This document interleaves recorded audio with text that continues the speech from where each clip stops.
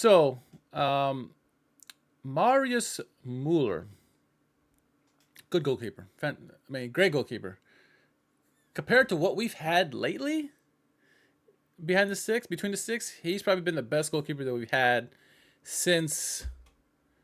Fuck. It's been a while. It's been a while since Fairman's prime days, right? Um, yeah. So, so here's a picture of him celebrating with the fans. Obviously, fans took stock in this, and they were like, the connection between him and the fans, especially that day when we secured survival.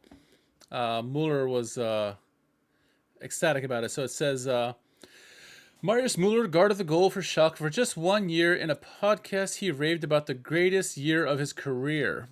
So Marius Muller is a really good goalkeeper. Granted, he came from another league before, but he said that's the greatest year of his career.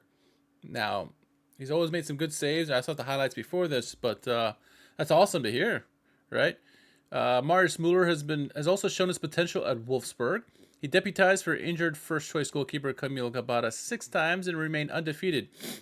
He is now back on the bench. In the Castin Liebe podcast, the 31-year-old spoke about his career. He spent a quarter of an hour talking about his former club, Schalke. Wow. I like that. I got to go and listen to it now because 25 minutes on Schalke? I love it. Quarter of an hour, that's 15 minutes. So, that's better than nothing, right? He says, where is it?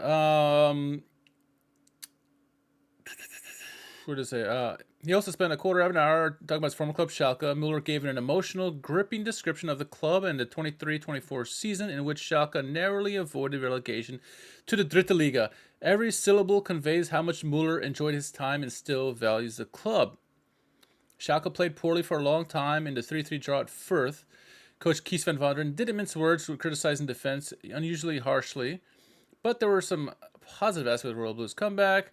Reporter Robin Hack and host Sinan sat to discuss this in a new episode of Inside Schalke. This is the greatest year I've ever experienced, even though we weren't successful, said Muller. When you start in front of the Noordkurve after a home win, when you stand in front of the Noordkurve after a home win, looking at 25,000 faces, and you made so many people happy with your work, it gives you so much energy and drive. I suddenly started running towards the corner flag when we scored goals. I hadn't seen myself doing so much before. Muller played his first home game against Kaiserslautern, and Schalke won 3-0. That was the first time I understood what was going on in that arena. Everything was bursting at the seams. It's a religion. I don't even want to know what it's like I don't even want to know what it's like when you're successful. Yeah, so Schalke obviously didn't have that great of a year that year. We flirted with relegation the entire year, and we stayed at the last minute. He's like, man, I can't even imagine. It was buzzing then. Like, I can't imagine what it was like if we were just a good team, right? He continues on. Former Schalke goalkeeper Muller experienced a lot of shit that season. Muller spoke at length about the photo popular among fans when he jumped into the fence after securing relegation at Hamburg's Militaur against Osnabrück 4-0. Yeah, I remember that. We were supposed to play at Osnabrück. The stands were deemed not safe for fans, and so it got moved to a neutral ground, which was in Hamburg, and we won there. And he said, cheered on the fans who waited outside the stadium gates because no fans were allowed inside. They want to make it neutral, right? You don't have to stand on the fence when you see a Schalke managed to stay in the second division. The existence of the third largest club in Germany was at stake. We've experienced so much shit that season at every turn that it was a relief. Many people still don't realize how close the season was. No matter which player it was, no matter what position someone held at the club, things were sometimes chaotic. One moment we'd manage to turn around, then suddenly you lose 3-0 in Magdeburg. Everything collapses, Muller described. I don't know how many nights we spent in conference calls with 5, 6, 7 players brainstorming. It felt like you were fighting one campfire, and then 3 more immediately sprang up. Then you fought those, and those were fought. Then there were 5 more. In Muller's opinion, players have to be made for Schalke due to the media pressure with multiple articles per day. His example was Alexander Schwolow, who came to Schalke from Hertha, but was unable to establish himself.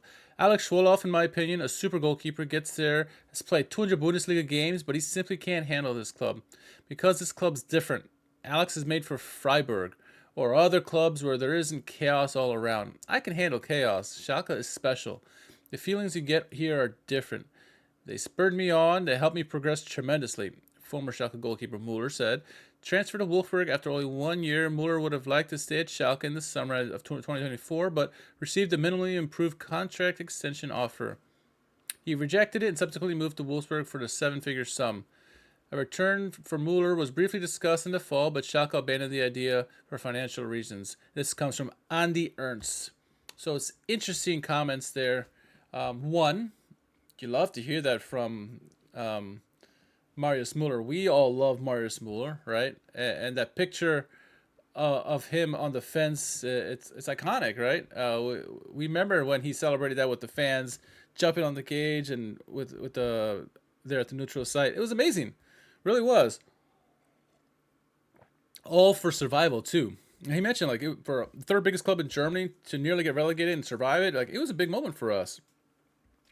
What I didn't know was the background about why he left. I figured he just said it was too much money and he wanted an opportunity in the Bundesliga, and so he left. But he says in the contract that he wanted to stay, but they only gave him, they barely gave him a raise, a little bit. They only gave him a little bit extra money, and you know, Wolfsburg was willing to give him 7 figures. So he's like, financially, it makes sense. I just had the greatest year of my life.